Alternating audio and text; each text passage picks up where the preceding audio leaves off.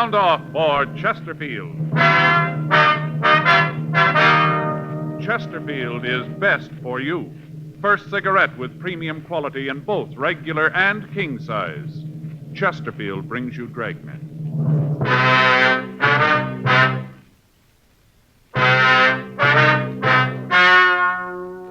Ladies and gentlemen, the story you're about to hear is true. The names have been changed to protect the innocent.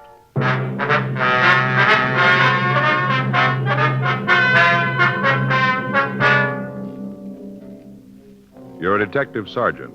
You're assigned a robbery detail. Somewhere in your city, a man is endangering the lives of your fellow officers. His weapon, a 10-cent piece. Your job, get him. Years ahead of them all. Chesterfield is years ahead of them all. The quality contrast between Chesterfield and other leading brands is a revealing story. Recent chemical analyses give an index of good quality for the country's 6 leading cigarette brands. The index of good quality table, which is a ratio of high sugar to low nicotine, shows Chesterfield quality highest. Chesterfield quality highest. 15% higher than its nearest competitor. Chesterfield quality highest. 31% higher than the average of the 5 other leading brands. Yes, Chesterfield is first, with premium quality in both regular and king size. Don't you want to try a cigarette with a record like this? Chesterfield.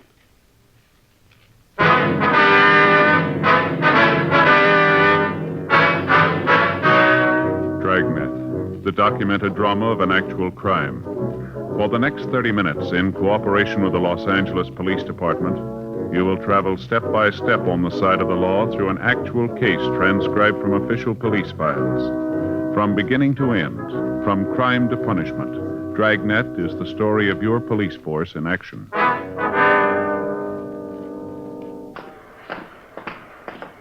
It was Wednesday, May 6th. It was warm in Los Angeles. We were working the day watch out of robbery detail. My partner's Frank Smith. The boss is Captain Didion. My name's Friday. We were on our way back from the drunk tank, and it was 8:34 a.m. when we got to the first floor, the interview room. Okay, you want to sit down, Harris? Yeah. What a head. Either one, you got an aspirin? No, sorry. How about a cigarette? Yeah, here you go.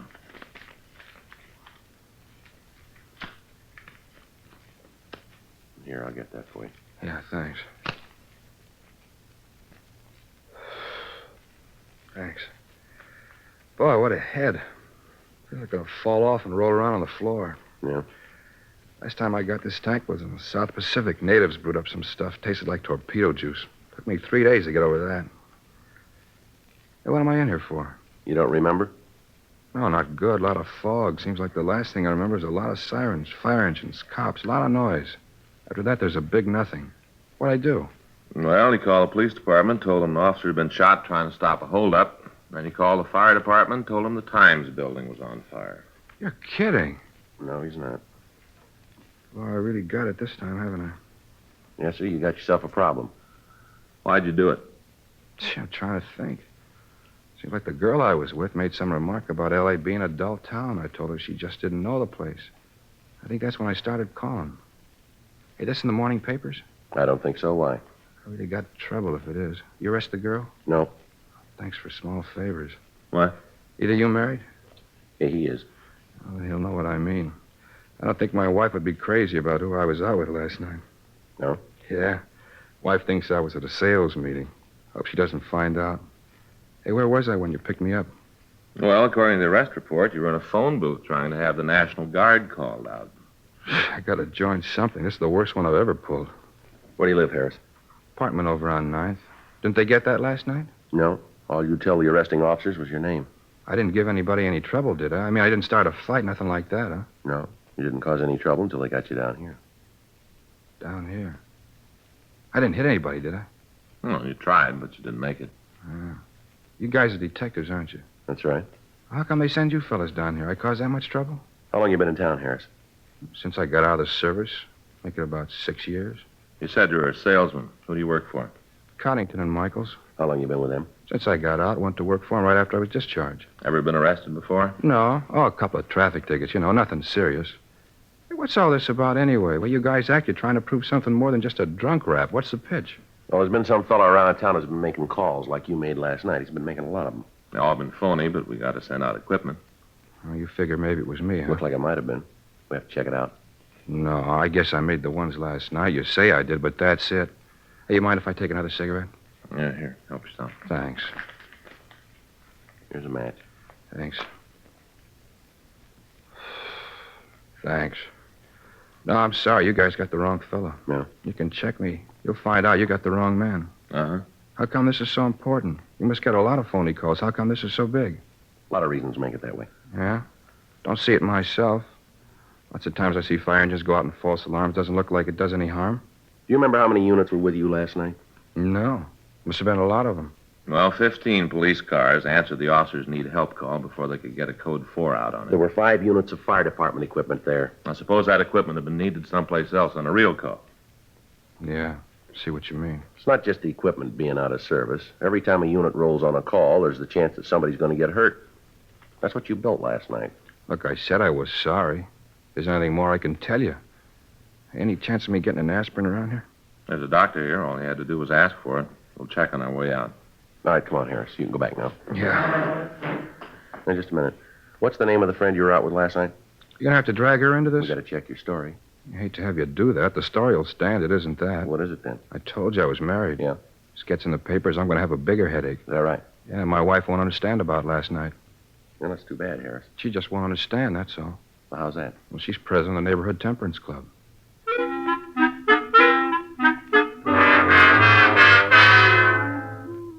"9:30 a.m.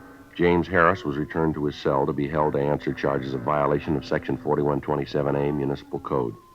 Frank and I called a woman he'd said he was with the night before. She verified the story that he'd given us.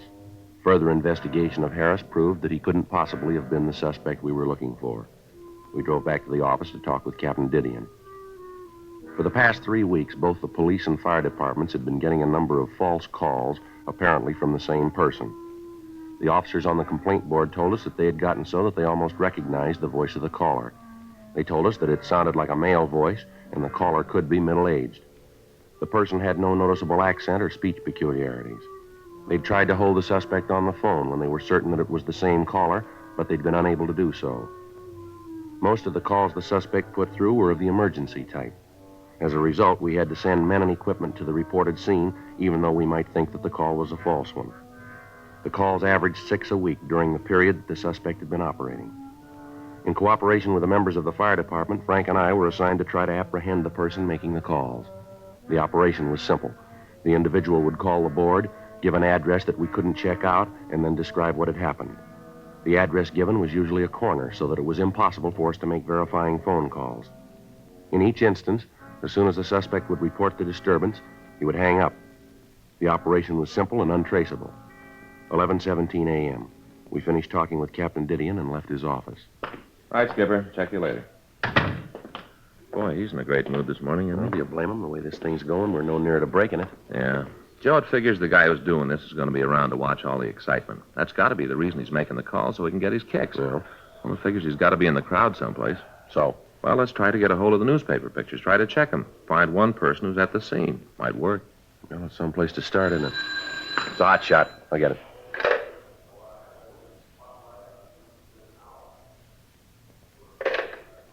Gonna have to wait. Bank robbery in progress.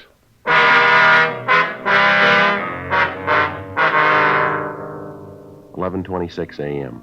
We took the call car and started for the bank. Before we arrived, Control 1 put out a code 4 on the call. No further assistance needed. It was another false alarm. We completed our investigation, and on the way back to the office, we answered an ambulance follow-up call 2 blocks from the bank.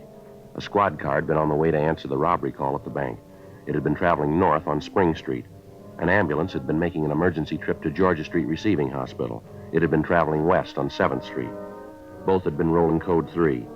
Neither one of them heard the siren of the other unit. Neither of them knew of the other's presence. Both had hit the intersection at the same time. The police car, in an attempt to avoid the ambulance, had swerved. It had caromed off the side of the larger vehicle and then plowed through traffic and hit a traffic signal pole head-on.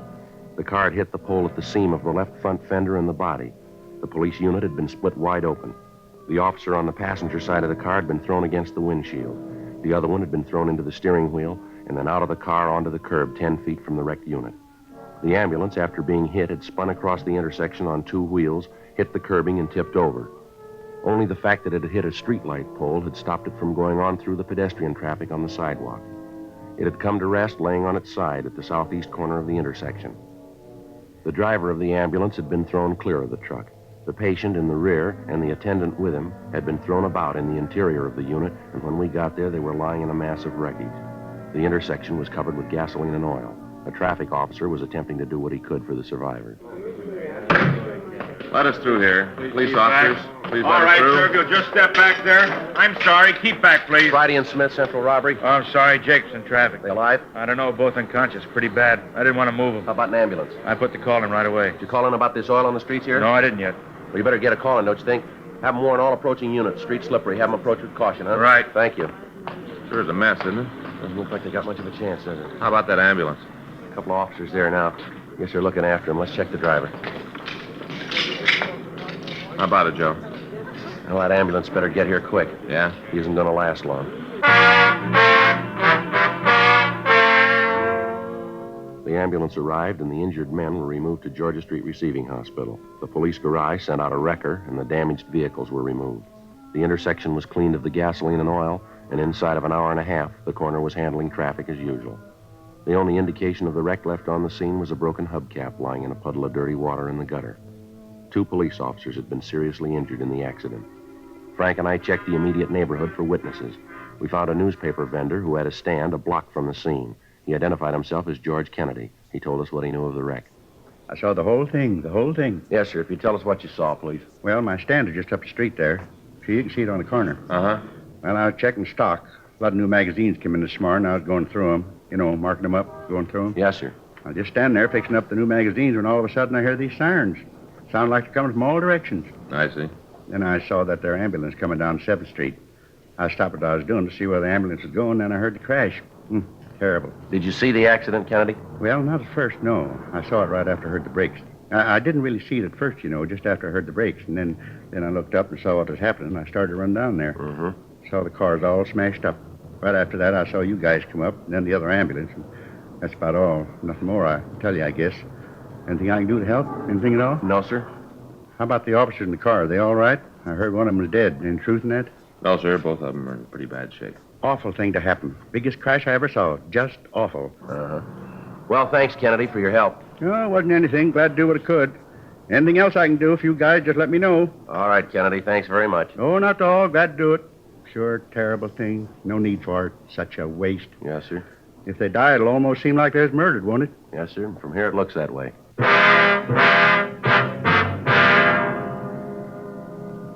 Frank and I drove back to the office. We checked with the doctor at the P&F ward at Georgia Street Receiving Hospital. The doctor told us that the injured officers were still in critical condition and as yet had not regained consciousness. We checked with the complaint board, and the officer who'd answered the call about the supposed bank robbery told us that he thought that the caller was the same suspect we were looking for. With Captain Didion and Captain Hagenbaugh in communications, we worked out a plan to attempt to apprehend the caller. The next time he put in a call, the officer answering the complaint would attempt to keep him on the line with questions regarding the complaint until we could get to the vicinity and start a search for him. We would be notified by a hotshot call immediately. 2 days passed without the caller making a move. On Saturday, May 8th, we got a call from Georgia Street Receiving Hospital. Yeah, Doc. Uh-huh. Well, how about the families? They been told yet? Uh-huh. Well, I imagine they're pretty happy about it, huh? Yeah, well, thanks for letting us know. Right, Doc. Bye. Doc Hall? Yeah, both officers are going to be okay. They're doing what they can for him. Hotshot.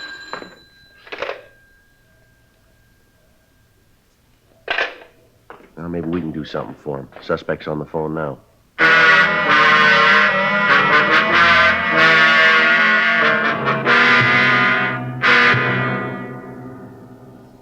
The caller had told the officer on the complaint board that he wanted to report an attempted robbery at the corner of 6th and Spring Streets. He said there was a shooting as the operator of the store involved had tried to stop the holdup man.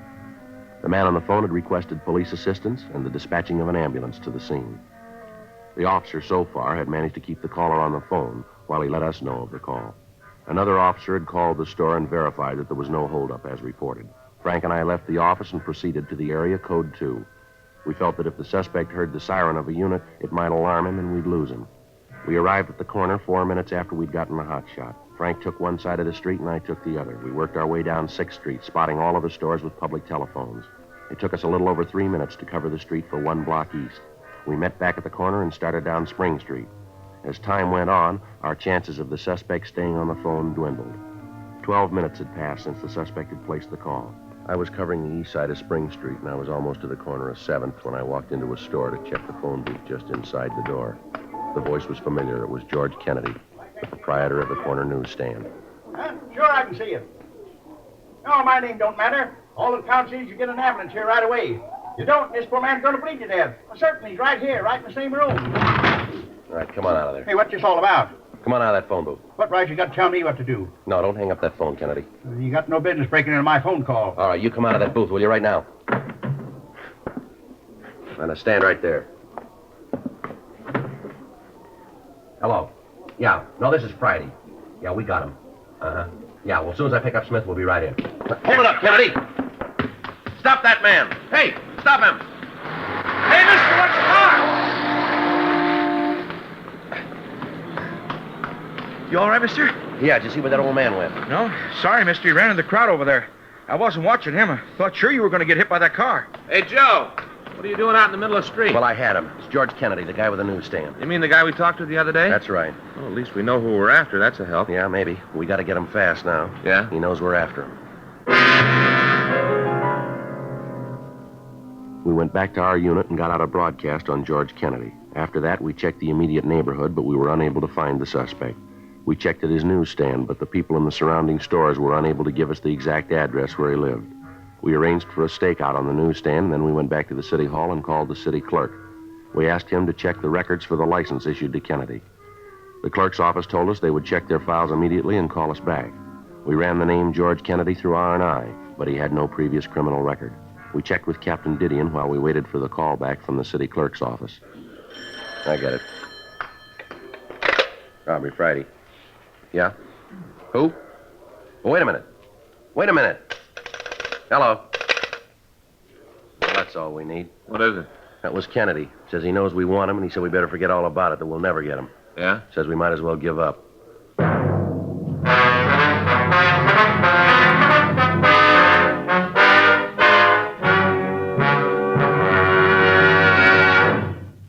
You are listening to Dragnet, the authentic story of your police force in action. Don't you want to try a cigarette with a record like this? The first choice of young America, according to a recent survey made in 274 colleges. Chesterfield. The first cigarette with premium quality in both regular and king size. Chesterfield. The cigarette with highest quality, proven by chemical analyses to have higher quality than the 5 other leading brands. Chesterfield. And first, to give you this report. A doctor has been making thorough examinations of a group of Chesterfield smokers every 2 months for a full year, and he reports no adverse effects to the nose, throat, and sinuses from smoking Chesterfield. Try Chesterfield. Buy a carton. Much milder Chesterfield is America's best cigarette buy.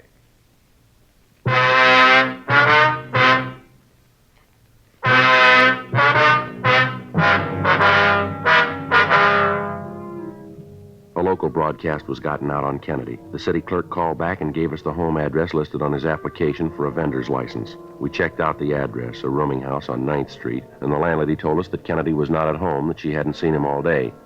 She was able to give us the address of his sister, and after Frank and I arranged for a stakeout on the rooming house, we drove over to see the sister.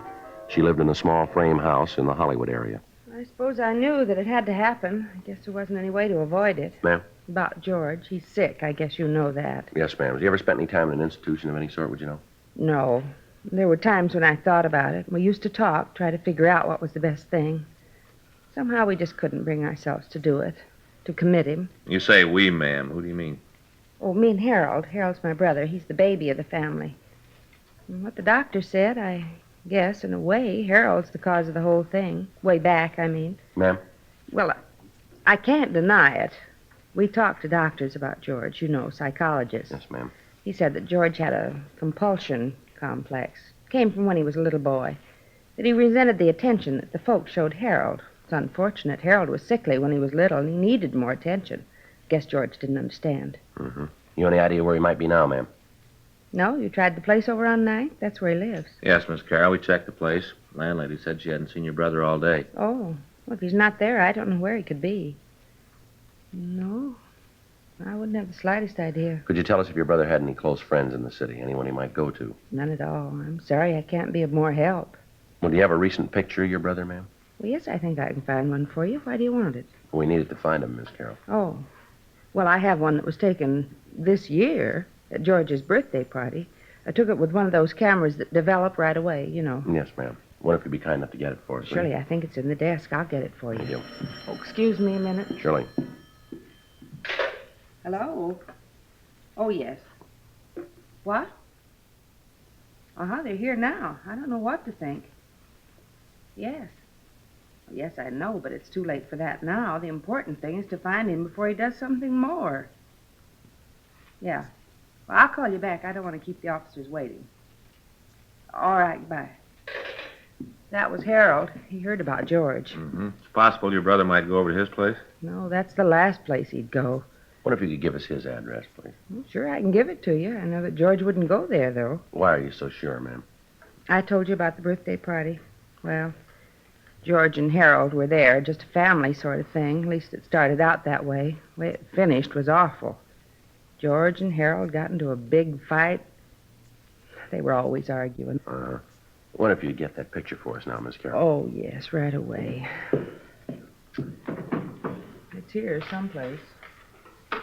Harold just said that we should have put George in an institution a long time ago. We should have had him helped. I guess he's right. I guess it's all my fault. Why do you say that, ma'am? Well, it was me that didn't want George committed. I was the one who fought against it. I was so sure that everything would work out all right. Oh, here it is. Yes, ma'am. That's George. He got a paper hat on. He come out of one of those little snapper things. George liked things like that, kid things. I guess he never grew up. Yes, ma'am. Always lived in a dream world. Made it up himself. Thought that everybody was persecuting him, that people were after him. It's so silly it wasn't true. I'm afraid it is, ma'am. What? We're after him.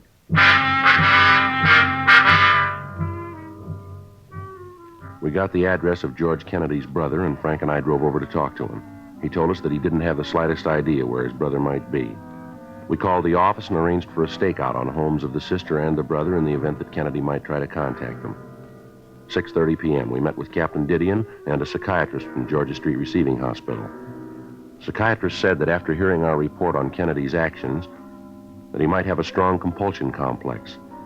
And as a result of events that morning, he could have a violent resentment of any type of authority. 2 days passed. We got more leads and we ran them down. They went no place. Tuesday, May 11th, 12:51 a.m. I get it. Robbery Friday. Yes, ma'am. Now, when was that? Yeah. All right, Miss Carroll, we'll take care of it. Yes, ma'am. By the way, thank you. It's Kennedy's sister says he just called her. Yeah? Said he was over by Westlake Park, that he was going to commit suicide.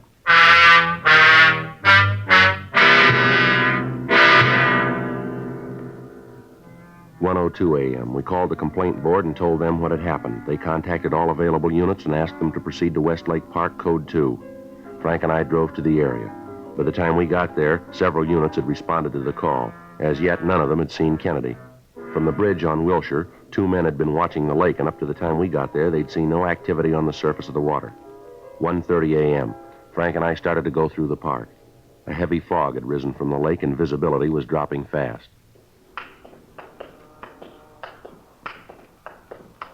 You see anything? No. Now, let's head down toward the lake, huh? Yeah. This way. Gee, it's getting cold. I should have worn a heavier coat. Hold it a minute. See him? Yeah. Just sitting there. Doesn't see us, though. All right. You take him from that side. I'll go this way. Watch it, huh? Right.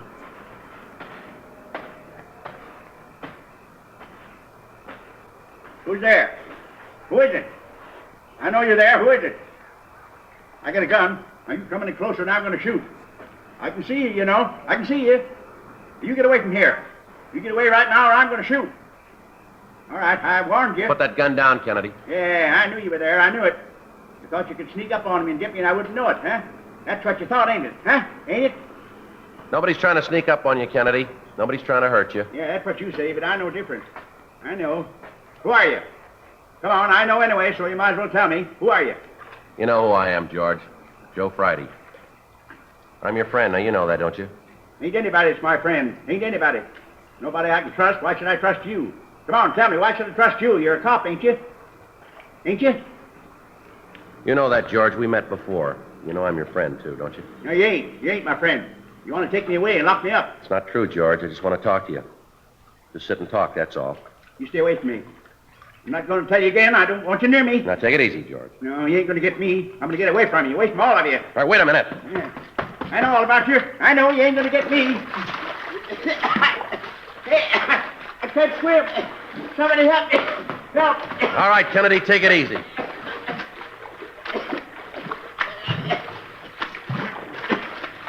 All right, come on now. You're all right. You're all right. Come on. Come on, get up here.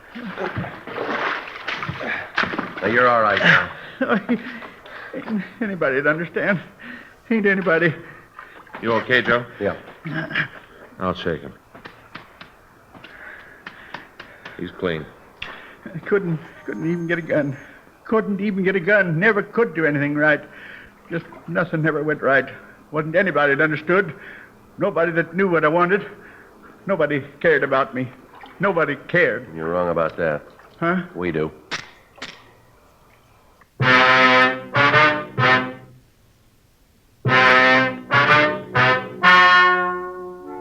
The story you've just heard was true. The names were changed to protect the innocent. On September 21st, trial was held in Department 97, Superior Court of the State of California, in and for the County of Los Angeles. In a moment, the results of that trial. Now, here is our star, Jack Webb. Thank you, George Fenneman. I sure hope you were listening real close to what George Fenneman had to say tonight, because it proves what I always tell you. You can't beat the premium quality you get in Chesterfield, regular or king size.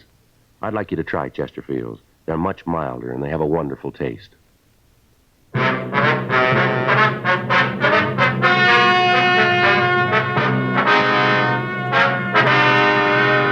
The case of George Hoyt Kennedy was referred to the city attorney. Due to the mental condition of the suspect, the case was then referred to the psychopathic detail at Georgia Street Receiving Hospital. After due process in Superior Court, the suspect was committed to a mental institution for treatment. Ladies and gentlemen, we wish to thank the editors and readers of TV Radio Mirror magazine for their awards to Dragnet, their 6th annual award issue, now on sale at your newsstand.